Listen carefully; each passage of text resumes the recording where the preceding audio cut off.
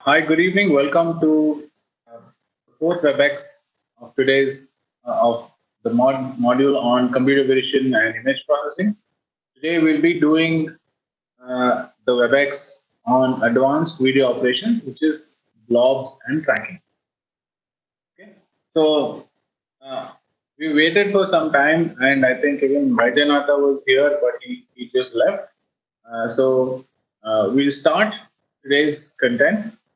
Um, and go through so that at least we can finish it well within the time that we have for today. So, if you remember from the starting day, we started off with introduction to image. We did processing on the colors of the image, and we also did some basic experiments on transformation of these images, where we're doing some image enhancements. We were doing RGB to binary, RGB to grayscale, and those things like that. So then we moved on into filtering, and we did equalization, right? Histogram equalization, then gamma equalization. And then we moved into the topic of video processing, which was yesterday. And today is a little more advanced topic on blob detection and tracking for now. So the contents for today's workshop will be edge detection. There are two techniques, which are Sobel edge detector and Canny edge detector. There's also something called a blob detector. We'll also be teaching you blob detection for today. Also, there is a technique called target tracking using CAMShift. So, for example, there are various applications in the army and in places of defense, right? So, you want to track a certain person or you want to track a certain missile and then take some activity. So, these are the basic these are the basic techniques that you can learn to start with the basic experiments that you could do. Okay?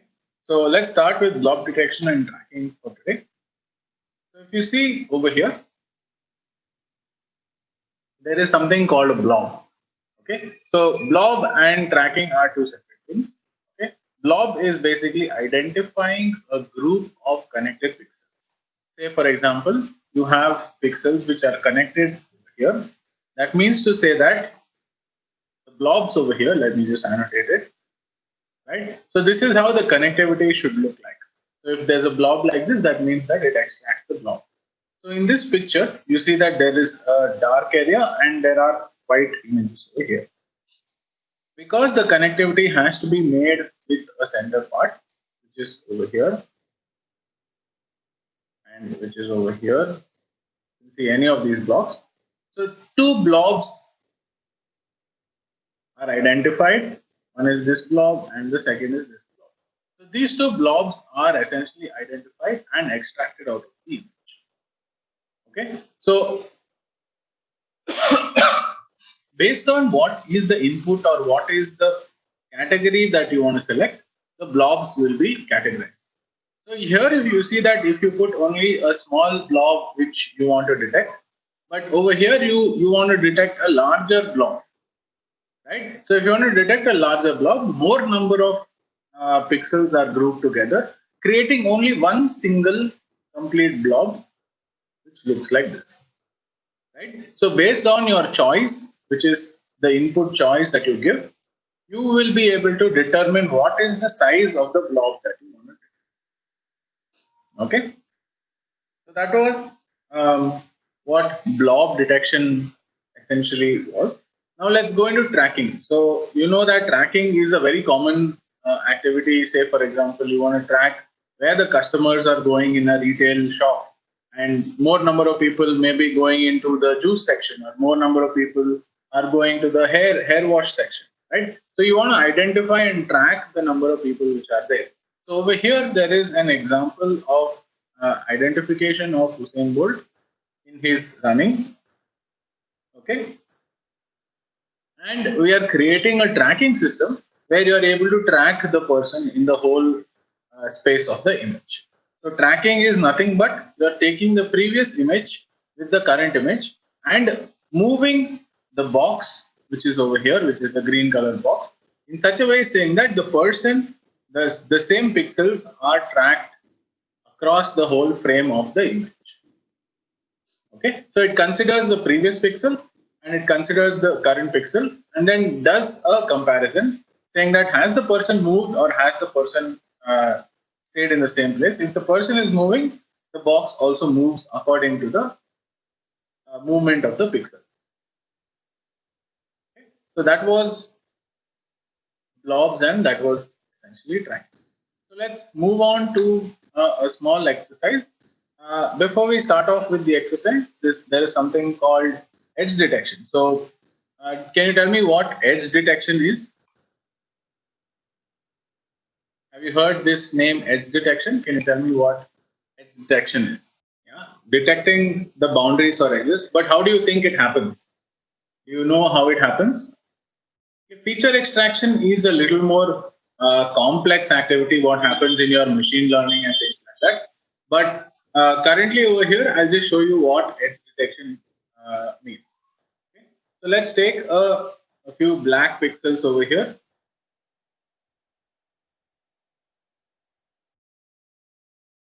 Maybe draw a small like this. So essentially, if this is the image which I have, imagine that this is the image.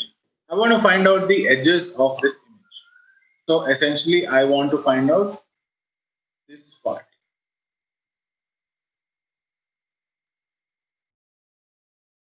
Right?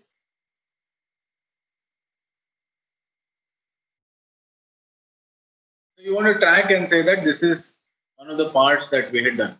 So if you remember, even in the region of interest, we did something very similar in the region of interest extraction, where we had the name Cisco and the whole object was identified.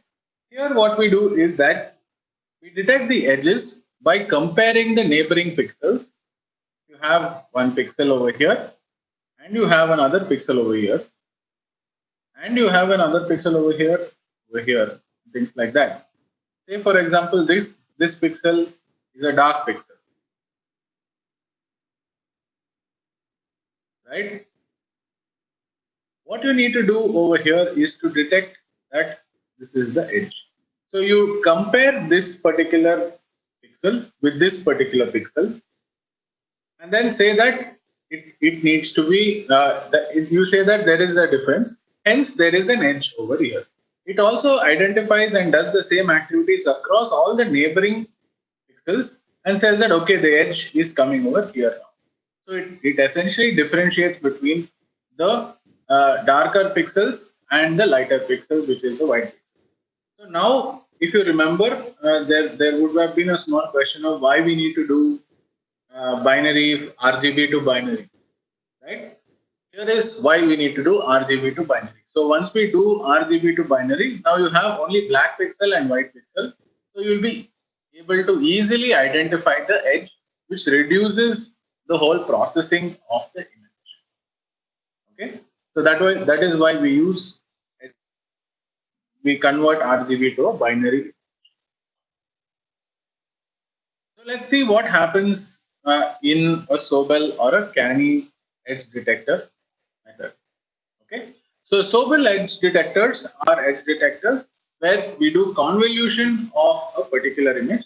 Maybe these are hi-fi words which you don't need to understand currently. Once we start the process, you will be able to understand correctly. So we do a simple mathematical operation which is called convolution. We generate something called a convolution mask. Okay, so you need to understand that there is something called a convolution mask. Convolution mask is nothing but a small matrix which is 3x3 matrix or a 6x6 matrix or a 9x9 matrix. To keep calculation simple, we only take a 3x3 matrix.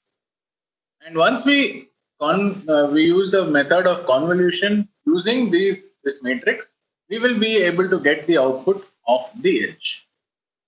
Okay, so maybe it's not a very clear picture in your mind right now, but once we go into the experiment, you will be able to understand how this Sobel edge detector works.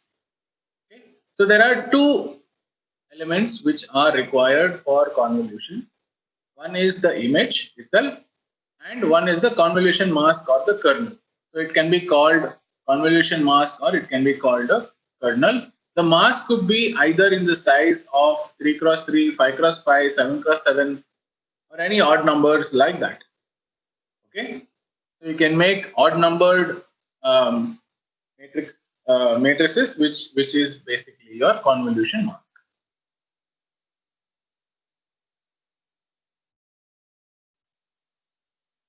So what happens in essentially Sobel edge detection? Okay, so imagine that you have an image which is over here I. You have the kernel which is K over here. Okay, we need to find out what is the output of this particular image. Okay, so this is a very long formula which if you follow you will be able to get the convolution or the Sobel edge detection process. But physically, let's see what happens over here. So let's take an example of I58. Okay, so I58 pixel is over here. I58 pixel is over here. So what happens over here is that in the image, we need to put this convolution mask on top of this image. So if you take a 3 cross 3 convolution mask, it essentially occupies this particular place or to find out only the value of this pixel. Okay, to find out the value of this pixel, we need to place this mask on top of this image, and you will be able to get a certain value from each of these. Say, for example, now I want to place the mask, 3 cross 3 mask over here. Okay, so you want to find out what is the value of I22. These are all pixels. So let's go to the pixel level. You want to see what is I22. So I22 is nothing but I11 into K11 plus I12 into K12 into plus I13 into K13. Okay, so did you get the formula over here? Let's take this example so that it doesn't get confusing. Let's see I58 now over here. So this is I58. I58 is equal to K11 into I47. K11 into I47 plus K12 into I48. K12 into I48. Then K13 into I49. And we do all the combinations of this, which essentially gives you 9 separate values. And those separate values are placed into one particular pixel, which is your I58. Okay, so what happens over here is that it identifies all the so this method over here is nothing but a convolution method. So convolution essentially means multiply and shift, right? So it's called a multiplication and the shift operation. So you are actually multiplying and then adding and then shifting these values accordingly to the different position. So what it does is it this particular position, which is I58, finds out the difference of all of these pixels and puts a certain value to itself. Hence, it becomes easier to detect a certain edge, whether it is a 1 or whether it is a 0. So maybe it is still confusing. Did you understand the basics of Sobel edge detector? Hi, so are you able to hear me now? I think you had gone offline. So did you understand the basic concept of Sobel edge detector?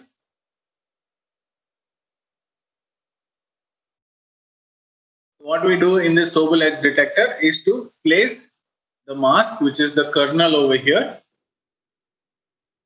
onto the image to find out a particular edge. Say, for example, you have a black edge over here, you have a black edge over here, over here, over here, over here. You want to find out the edge. To find out the edge, you need to understand what are the values of the neighbors and create a line like this and create a line which is like this to essentially give out a certain edge from the image. Okay. To do that, we use a kernel, or which we use a mask, which helps you identify what is the neighboring position based on the technique of convolution. Okay. So maybe it's not too clear, but if you go to the next slide, you'll be able to understand a little more better.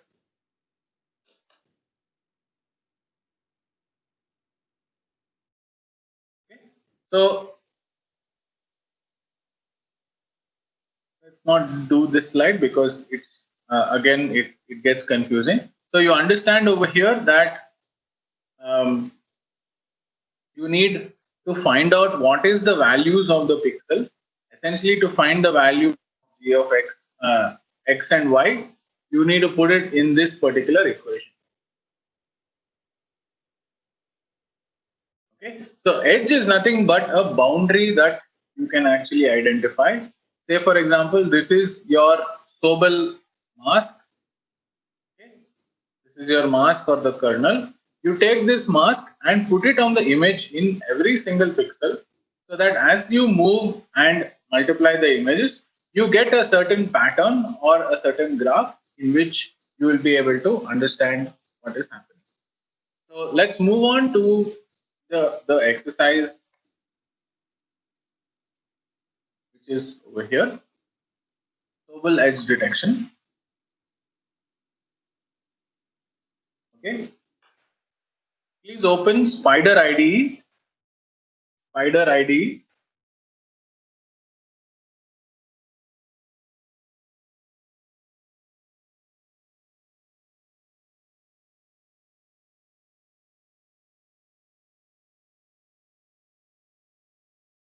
Please open Spider IDE.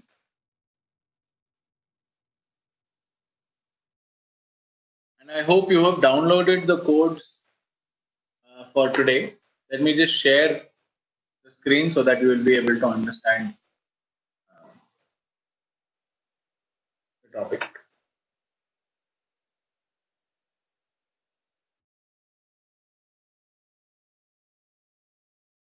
So this is the Spider IDE where we were writing the codes for the last 3 days of the WebEx. Let's open the file. I hope you have downloaded the code. I have downloaded and placed the code onto my desktop.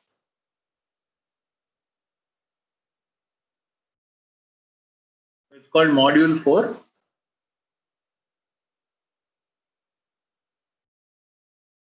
Okay. So let's open the first program, which is Sobel.py. Sobel.py.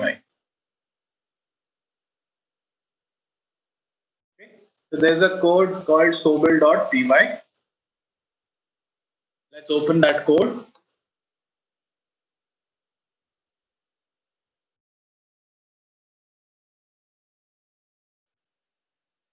And see what is happening in this code. Okay. So you import the functions over here. Once you import the functions,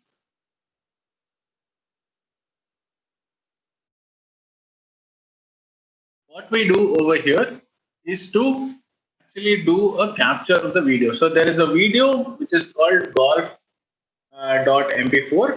Okay, you can run any video that you have. Maybe you can just say video capture 0, and it will open up your camera where you will be able to read the data over here. But we have a small video called golf.mp4, which is there in the same folder.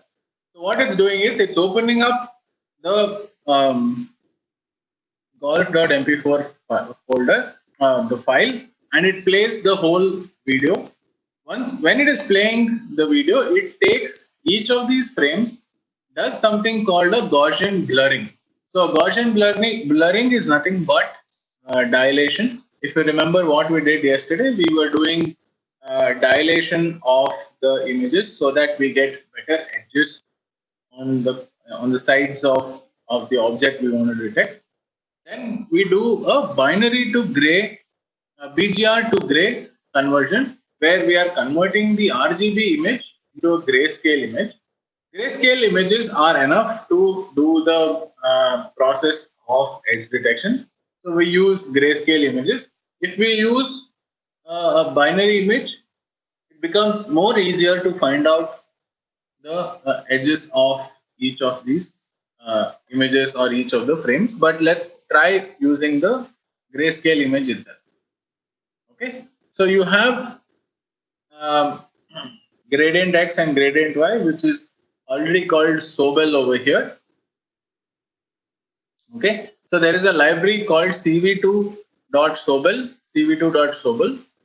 It takes a certain parameter and does a weighted Sobel edge detection. So we are giving some weights to this Sobel edge detection, saying that only if so if you remember, there was a certain selection parameter where we will select the blob, right? So that was the weight that we were giving. So over here, what we're doing is we're finding out what is the edge, and we want to find out that only if more than 0.5 weight of the absolute grading, only when it is greater than half of the total spectrum, which is 0 to 255, only when it does an activity like that, you will be able to detect that as an edge. So you can play around with the weightage of these scales and find that if you increase the weight, it becomes more difficult to detect an edge. Or if you reduce the object, you reduce the weight, the edge becomes a little more easier to detect. So let's keep it at 0.5 for now and try to run this code. So let's see what happens when we run this code.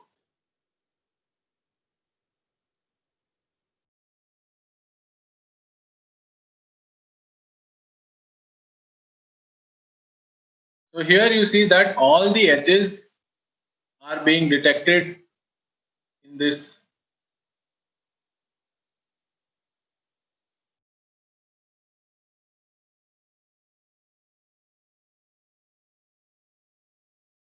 So even the shadows are being detected as edges.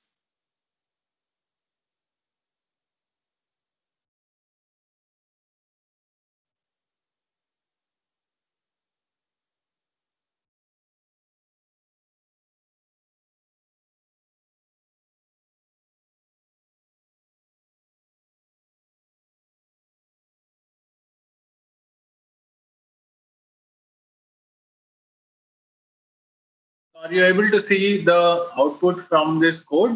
And are you able to see the edges which are being detected? You can add any video. Maybe you can make a video of your face and put it over here. And with this code, you will be able to identify the edges of your face as well. Can you show me what is the error? Can you copy and paste that error on this? Okay, it is usually the issue of the processor which we are using. Even for me, sometimes the same error actually pops up. So yeah, I hope you're able to see the edges on the video as well. Okay, great. So let's move on to the next part, which is canny edge detection.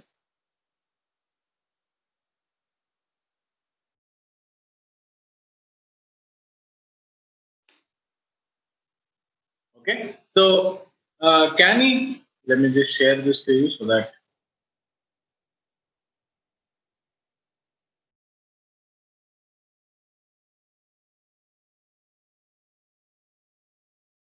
So canny edge detector is a next version of the edge detection.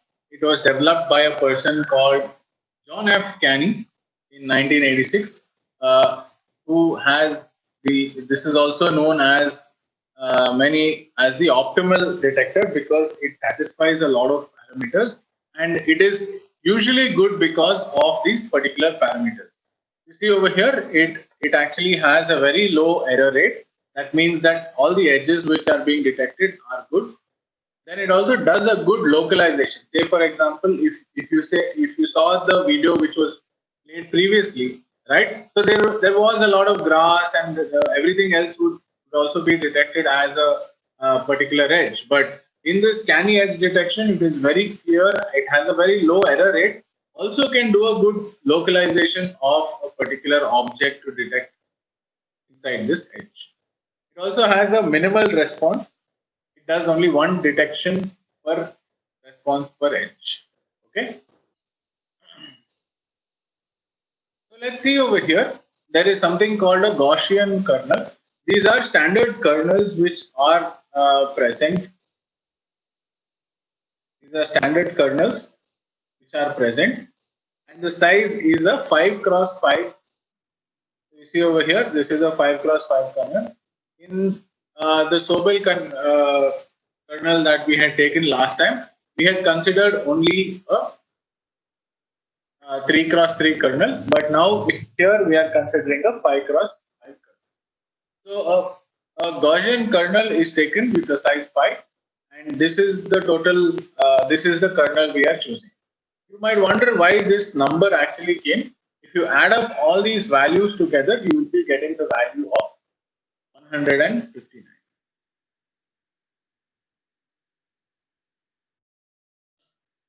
Okay, so let's see why we are taking this kernel and how this canny edge detection is better than a Sobel edge detection. Okay. So if you remember in your Sobel edge detection, we had considered two kernels which are essentially looking like this. Okay. So we had considered two kernels which are looking like this. So g of x has a kernel with these values -1, -2, -1, 0, 0, 0, +1, +2, +1. Okay. And you see that g of y is a transpose of g of x, where all the values which are there vertical over here is present horizontally over here. Okay. So to find out these values which are the points of the matrix, you need to find out two values, which is your gradient strength g and your direction theta. Okay. So you want to find out, say for example, you have a complete image. This might sound a little complex to you, but just try to understand over here that you need to find out that this is the image. Okay, these are the various pixels which are there in the image. Okay, so to find out in what direction your gradient is moving, you need to use this equation. So this essentially says that, let me take a different color and show you. This says that if your edge is over here first, what is the next value of the edge that you need to select? Either it is moving to the right, it is moving to the left, or it is moving to the diagonal point. Say for example, it moves here, and then it moves here, and then it moves here. Right? So this gradient strength and this theta value plays a very vital role in identifying what is the direction and what is the gradient strength of these edge detection algorithms that we are choosing.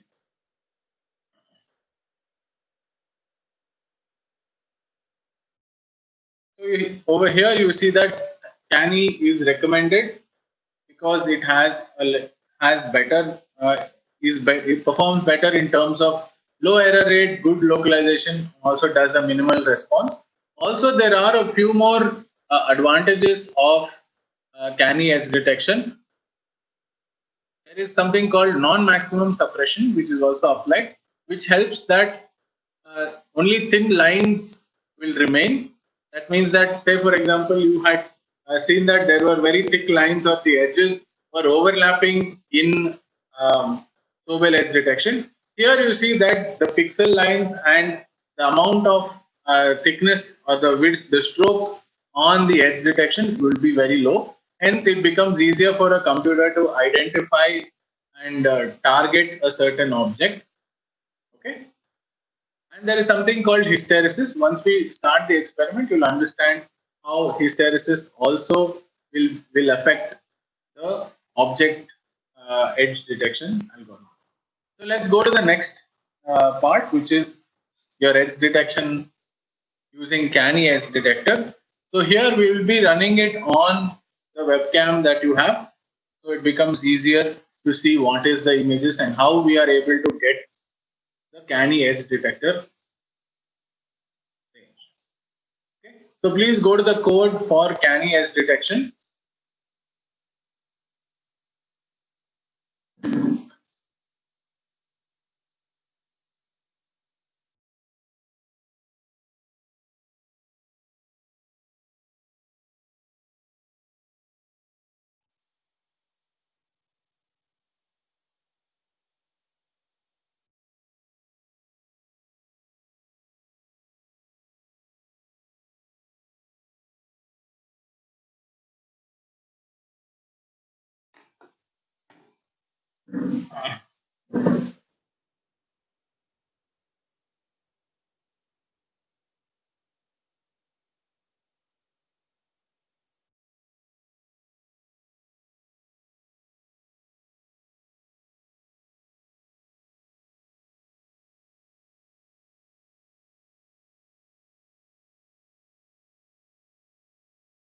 Let's go to canny.py. Over here, you can say 0 or you can leave it as golf. Before, let's try 0 and see if the code essentially works. Okay, so here it follows the same process. It converts the RGB value, but it converts the RGB value into a HSV, because now the HSV range, it is very much easier to find out what is the color difference. So first it converts to HSV instead of a grayscale. That is the difference between a canny and a Sobel, one of the first differences. Then it identifies what is the upper and the lower HSV, which is my thresholding, and creates the edges accordingly to that. Okay. So let's run the code to see how it is working.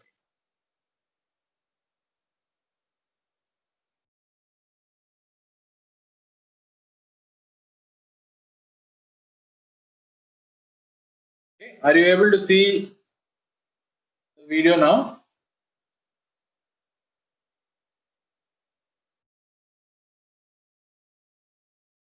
So over here you're able to find out that the lines are very thin, right? So you are able to get values which are very sharp, and you will be able to detect the objects. Because of these values being very sharp, you might lose out certain features that you would have got in your Sobel edge detector. But based on your application, you could choose whether to use a Sobel edge detector or whether to use a canny edge detector algorithm. Okay. So are you able to get the edge detection on canny?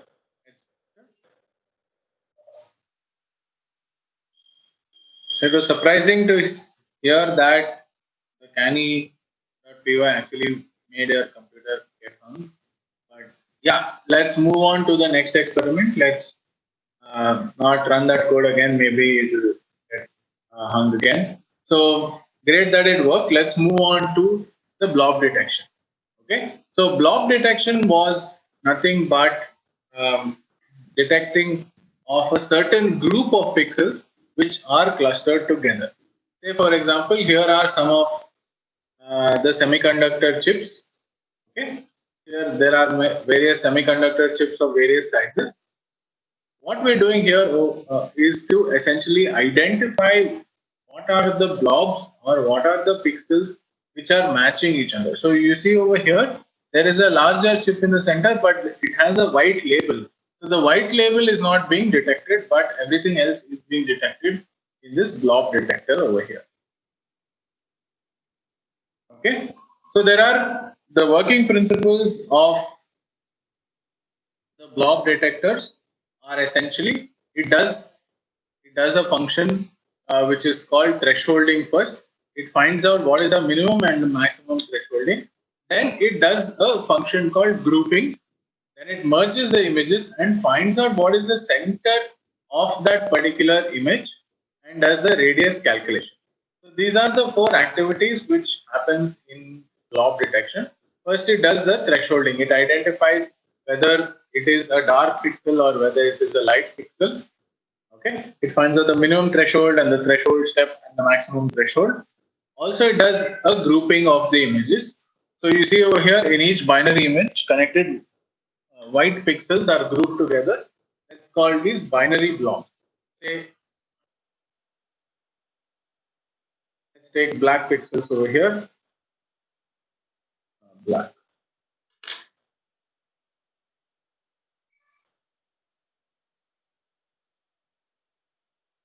Okay. So you have black pixels over here.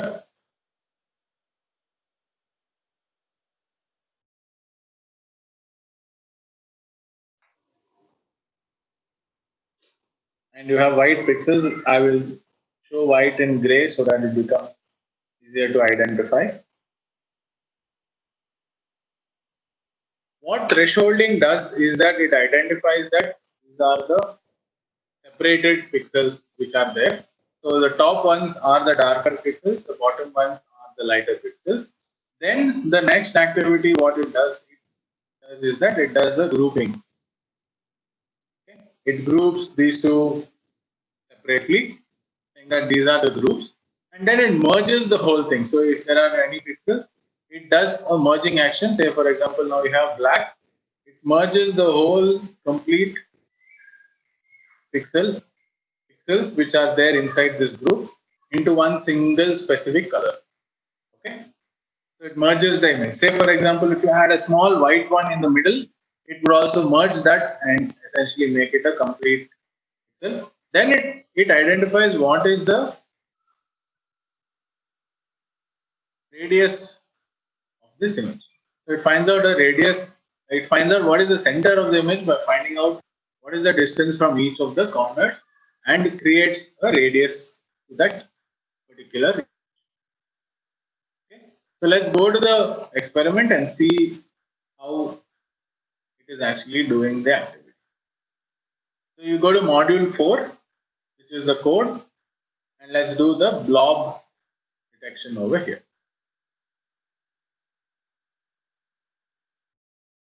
Okay. So blob detection is a little complex task over here. If you remember, we did 4 different activities. What are the 4 different activities? Thresholding, grouping, merging, and finding out the center of the radius. Okay, so let's see what is actually happening over here. So it takes the video capture, which is the video from your webcam. So let me turn off my video over here so that this code will have access to this webcam. Okay. So then what it does over here is that it finds out, it puts in a certain parameters, which is your thresholding parameter, the first threshold. So it identifies that your minimum threshold is 120 and your maximum threshold is 255. There are other parameters that is added over here. Okay. Now after doing the thresholding, it does merging, right? After doing the thresholding, it does grouping. It finds out what are the different groups which are there over here.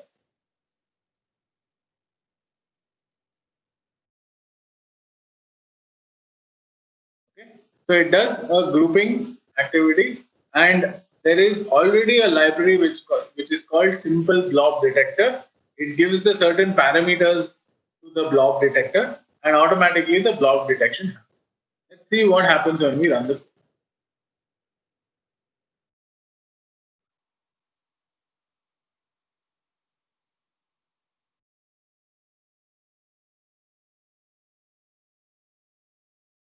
As you see over here, it actually identifies my nail and creates something like a blob over there. Also, the size of this mouse is too large, hence you will not be able to identify. Maybe if I put only the mouse, it will create a blob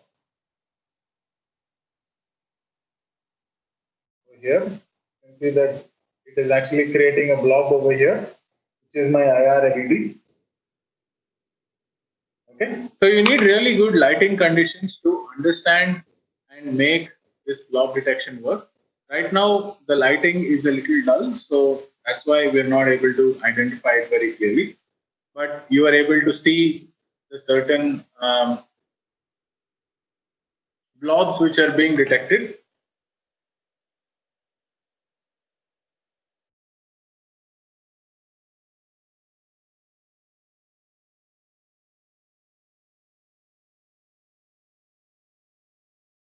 So are you able to get the blob detection over here?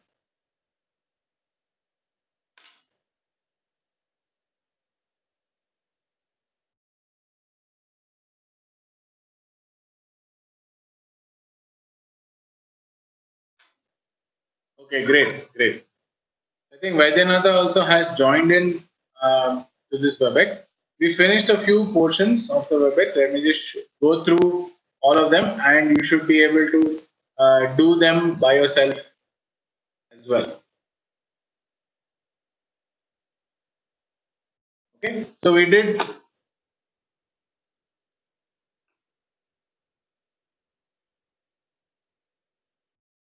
basic exercises on edge detection and Sobel detectors.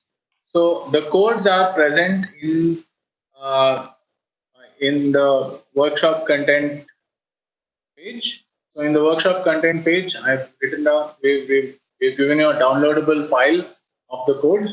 So you could run those codes and find out what are the Sobel and Sobel edge detector techniques and what are the Canny edge detection techniques. So there are two different codes which are called Sobel and Canny. You will be able to identify them in the folder and run these codes so that it becomes easy for your understanding.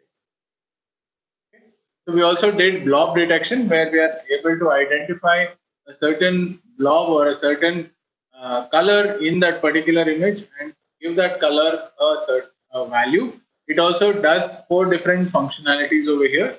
In blob detection, it does thresholding, it does grouping, then it does merging, and it also finds out the center and the radius of the particular image. Okay. So we did the experiment on blob detection. Okay. Let's do an experiment called target tracking using the camshift technique. Okay. So camshift is a technique which is used uh, to do target tracking.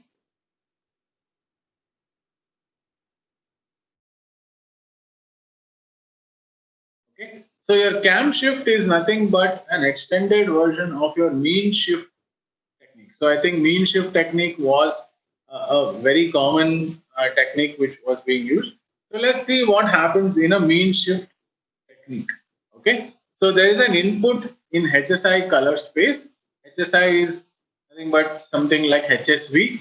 Hues, saturation, and intensity is given over here. Value is what we call it. Then we choose the template window with a human intervention. Say, for example, you want to identify a mouse in that particular image, or you want to identify a certain colored object in that particular space, right? So you need to choose a certain template from the particular activity, okay, or the particular image. So once you choose the particular template on that image, you should read the first frame. Once we read the first frame, we calculate the histogram of the frame. If you remember, on the second day we did histogram equalization. Similarly, we find out the histogram of the frame. Then we calculate the partial differential function for the image bounded by the template window. So you find out basically the relevance between the template and the existing window. Once we do that, we need to find out the probability of the image which is projecting back to the histogram. It finds the center of the mass of the such as the center of the window, and it tracks that center of the window with the same. Okay, so cam shift technique, this is a mean shift technique which was being used. Cam shift technique is nothing but after those two histogram and the calculated PDF are matching, then cam shift essentially does an update of the template and the window size. So for example, cam shift is a technique which is a dynamic technique where you can change the window size on the fly. Okay, and you can actually set new templates on the fly. But mean shift technique is a passive technique which will work when we give the input. You get a certain output to find out whether the values have converged, the PDF calculation and the probability calculation and the histogram calculations have converged. Okay, so cam shift essentially means continuously adaptive mean shift. Okay, so like I told you, cam shift is an extension of the mean shift algorithm. So cam shift is able to handle dynamic distribution by readjusting the size, window size for the next frame. On the fly, you will be able to reparameterize the window size for the next frame, which allows the algorithm to anticipate the object movement quickly and track the object in the next scene. Okay, so the difference between cam shift and mean shift is that it is more efficient and it is able to identify very quick changes in the object movement as well.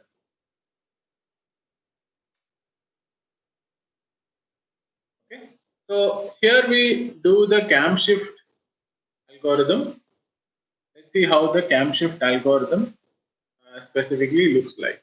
Okay, so it does an initial search. Okay, you give a certain image, it does a search in that image to find out whether that object is present in that image. Then it updates the local search window. Okay, as you know, we started off with the mean shift algorithm. It finds out the probability, the PDF probability distribution function, and also finds out the histogram equivalent. Here, what it does is it iterates and finds out what is the mean shift of the particular pixel. Say, for example,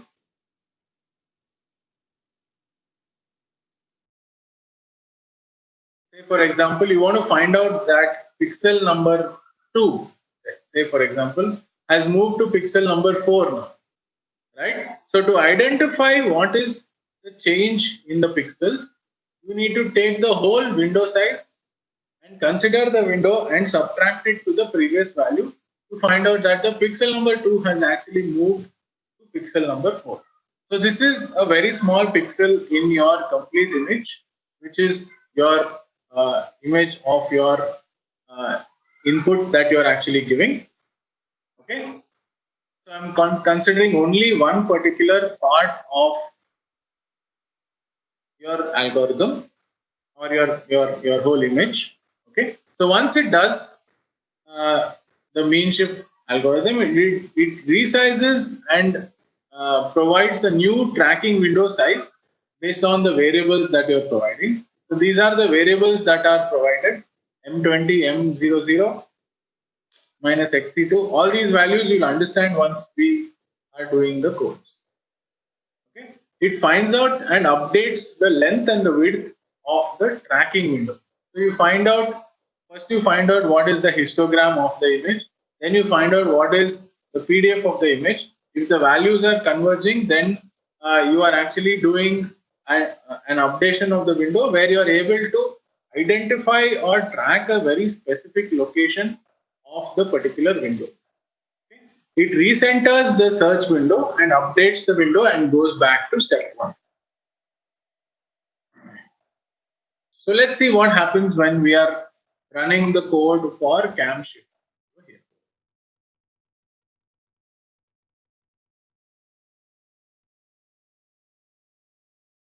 Let's open the cam shift experiment.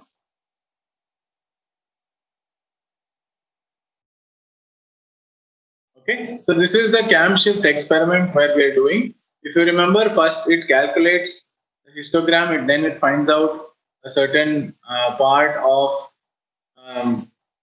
the PDF. Okay, so in the code you see over here, we are first finding out the histogram. It actually finds out the histogram. It normalizes the value, and then it does a calculation of the back project.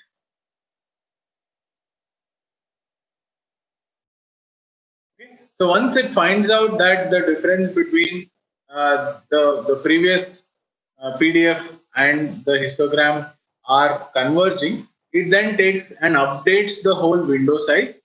So over here you can see that the window size is essentially updated. So we do a cam shift algorithm and it updates the window size and essentially gives you a very closed loop tracking system over here. So cam shift techniques are used to essentially give you more efficient and more and less compute intensive algorithms for doing the tracking of any object or any person. Let's see how this code works now. So you see over here, it's actually tracking my face very clearly.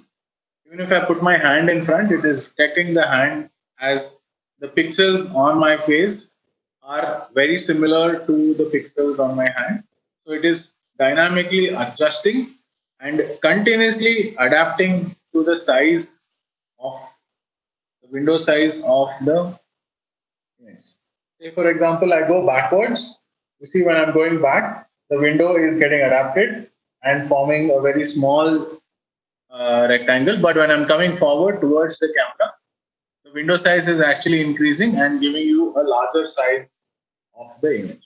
So this tracking technique is called cam shift technique, which essentially gives you a very tight and a closed loop tracking algorithm, which can be used in various applications to starting from security into surveillance to identify a certain face of a person, or even to identify what is the range or what is the distance from the camera to the person. That also could be identified to essentially get the outcomes that you require in the project.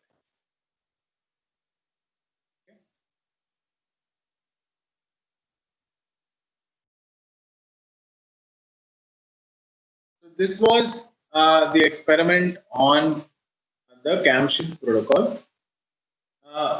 Vaidyanath, this comes to the end of the session for now. We have very few people, so we'll be taking up some sessions. Hope this session was worthwhile for you and you understood a few concepts of image processing and also video processing. So over here, I'm just sharing the web page. Please do not leave without giving the feedback. Once you give the feedback about the workshop, so over here, when you go to continue course, right? I hope you have the link over here.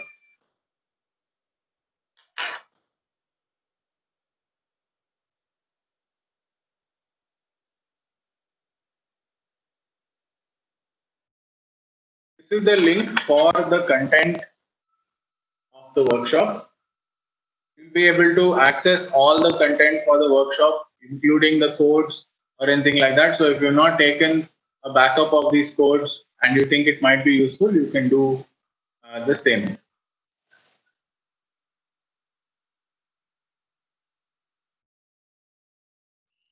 Okay, so once you go to this page, you click on continue course. And in continue course, you should have actually completed all 100% of that particular course. Say, for example, now I have completed 100% of this WebEx, which essentially goes to my post workshop, WebEx workshop feedback. We'd like you to give feedback on the session for computer vision and video processing. Right. So once you've given your feedback for this course, you can say finish course. You can say you need to click on send first and then say finish course, and your certificate will come to you automatically saying that you have attended and completed this course successfully. Yeah. So please do that. Please give us the feedback on the WebEx. Also, click on finish course so that you can download the certificate and put it up saying that you've completed the course on computer vision and image processing. Yeah? So if you have any problems, I'm here. Please do ask me if there is any issue.